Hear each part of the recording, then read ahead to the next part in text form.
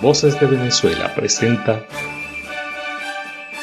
Valores Históricos con el doctor Gerardo Aponte.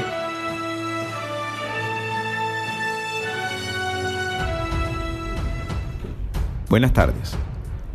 Estamos en Valores Históricos por Voces de Venezuela. Les habla Gerardo Aponte. Una vieja polémica queremos recordar hoy aquí, no para insistir en ella, sino para hacerla conocer ahora que conmemoramos otro aniversario de la Batalla de Boyacá. Se trata de resolver la cuestión de si el libertador Simón Bolívar dirigió en persona la batalla. Porque hay quienes han dicho que cuando él llegó de Tunja, desde donde había despachado al ejército al mando de Santander y Sublet, a detener a Barreiro, que pretendía cruzar el puente del Teatinos rumbo a Santa Fe, la refriega había ya pasado y en el campo ya se hacían prisioneros y se recogían las armas. La cuestión viene desde que en julio de 1917 el repertorio boyacense, que era el órgano de difusión del Centro de Estudios Históricos de Tunja, publicó el manuscrito llamado Apuntamiento sobre la campaña de 1819 de Elías Prieto Viñate, escrito en Paipa en 1893. El autor de los apuntamientos fue hijo del capitán Anselmo Prieto, quien al lado del Libertador peleó en las acciones del Pantano de Vargas y del Puente de Boyacá. Los apuntamientos los redactó, según dice, por los informes que desde muy pequeños comencé a recibir de mis tíos, señores Francisco Mariño Soler, Javier y Luis Viñate, de mi padre y de otros sujetos que, unos fueron actores y otros testigos oculares de los acontecimientos y pormenores que hubo poco antes y después de las batallas de Vargas y Boyacá. Para el caso que nos ocupa, el día que importa aquí es el del 7 de agosto de 1819. Bolívar está en Tunja. La ocupación de esta ciudad ha puesto en nuestro poder más de 600 fusiles, un almacén de vestuarios y paños, los hospitales, botiquines, maestranzas y cuanto poseía el enemigo. Dice el boletín del ejército, fechado la víspera de la batalla, la madrugada del 7. El Libertador entonces hizo formar la tropa en la plaza y la puso en disposición de marchar. En ese campo le informaron que Barreiro, que venía de Motavita, cogía camino a Santa Fe, que desde el cerro de San Lázaro, a unos 3 kilómetros de la ciudad, se lo podía observar, con sus edecanes y parte de su ejército. El Libertador subió al cerro y constató en efecto la marcha de realistas. Anota a Prieto Viñate en sus apuntamientos: cuando la descubierta llegó al punto donde se bifurcan los caminos de Chiquinquirá y Boyacá, el Libertador preguntó: ¿y dónde se reúne ese camino con el que sale de Tunja? En el puente de Boyacá. ¿Y no hay otro camino que pueda seguir? No, señor. Entonces, llamando a uno de sus ayudantes, le dijo: vaya usted pronto y diga a los generales Anzoátegui y Santander que hagan marchar el ejército en muy buen orden por la vía de Bogotá y prevenido para combatir, donde quiera que encuentre al enemigo. Advierta eso, prevenido para combatir. Esta orden la dio como a las 9:30 de la mañana. Después permaneció allí hasta las 11:30, que ya no se veía el ejército realista. Luego montó a caballo y dijo: vamos a ver qué sucede hoy. Bajó a la ciudad, almorzó y con el señor Mariño y el Estado Mayor tomaron la vía de Bogotá tras el ejército. La fracción de realistas, con un poco más de 1,000 hombres, al mando del coronel Sebastián Díaz, creyendo que los republicanos ese día no saldrían de Tunja, al llegar a la casa de postas entre las 12 y la 1 de la tarde, hizo un alto para descansar y preparar el rancho correspondiente. Barreiro, que venía como 1 kilómetro de distancia con el grueso de la columna de la retaguardia, hizo lo mismo. A las 2 de la tarde llegaron al sitio los patriotas, la vanguardia y la retaguardia. Sublet y la Legión Británica cogieron por la derecha y cayeron sobre los realistas sorprendidos y desconcertados, mientras por la izquierda Santander atacó a los cazadores del segundo del Numancia, que corrieron hacia el puente y con 2 piezas de artillería se fortificaron allí, causándole las mayores bajas de ese día a los republicanos. Santander contuvo el asalto, y llamó a Rondón y Mellao, quienes no pudieron obrar por allí con la caballería, por el nutrido y mortal fuego realista, ni pasar el río torrentoso de esos días de lluvia. Aquí viene de nuevo el escritor Prieto Viñate para hablar del papel de su papá en este hecho memorable. En tan apurada situación, el señor Prieto, que era cazador y que por lo mismo estaba acostumbrado a buscar paso en las quebradas malesudas y dificultosas, se propuso buscar un paso por el río. Sigue diciendo que con su amigo Cruz Paredes llegaron a una casita y allí dos mujeres le indicaron un paso vadiable, que una de ellas se guarda memoria, se llamaba Estefanía Parra. Por allí pasaron Rondón y Mellao y cayeron por el flanco izquierdo de los realistas, al tiempo que Santander avanzó de frente con la infantería, arrollando al enemigo, desbandándolo y persiguiéndolo hasta la Venta Quemada. La batalla duró poco menos de 2 horas.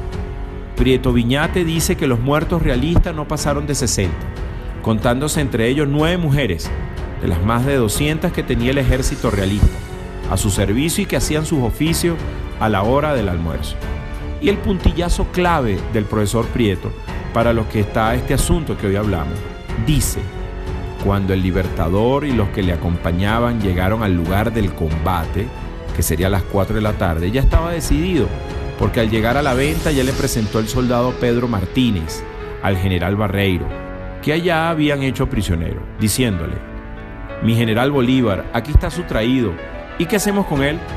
Y el Libertador mandó que lo lleven a la casa y que lo traten con toda consideración. En ese mismo campo, el Libertador dio una comisión a Anselmo Prieto y lo ascendió a subteniente.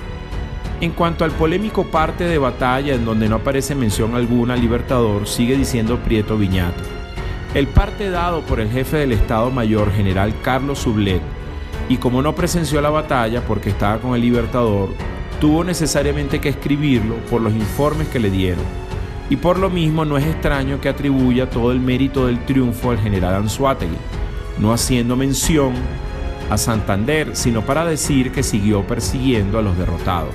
Y como no había de saber que Rondón y Mellao con sus regimientos y su atrevido y pronto movimiento habían cortado al ejército enemigo, y que secundados muy oportunamente en la cortada por Santander y su división, rodeando al ejército realista, decidieron el éxito de la batalla en menos de 2 horas.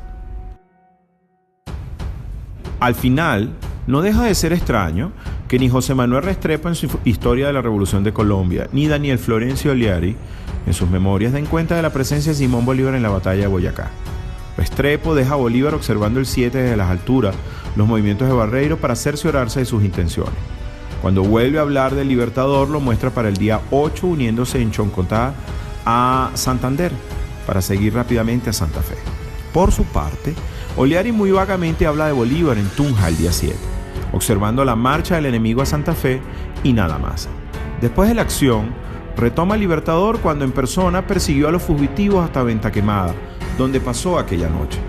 En el fragor de la batalla, escribe Oliari, dióse orden inmediatamente a Santander para forzar el puente y a Anzoátegui para atacar simultáneamente la posición realista por el ala derecha y por el centro, y no dice quién dio la orden. Y más acá, ya los historiadores que son desafectos al Libertador aprovechan lo del almuerzo del prócer para endilgarle el hecho que quedarse tranquilo en Tunja mientras sus hombres peleaban en el puente.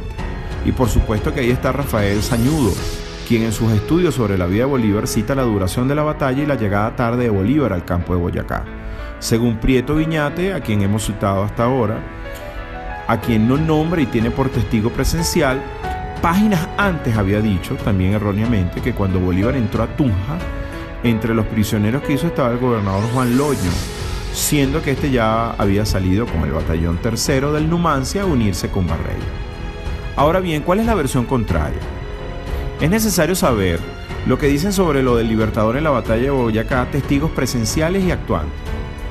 Francisco de Paula Santander, en el general Simón Bolívar en la campaña de la Nueva Granada de 1818, expresa: el boletín del 8 de agosto ha referido ya a la batalla de Boyacá, y yo no añadiré otra cosa sino que el general Bolívar, presente en todos los puntos de la acción, dio las órdenes precisas para hacer brillar el valor de las tropas, el esfuerzo de los jefes y oficiales, y terminar de una vez la obra que había tomado a su cargo.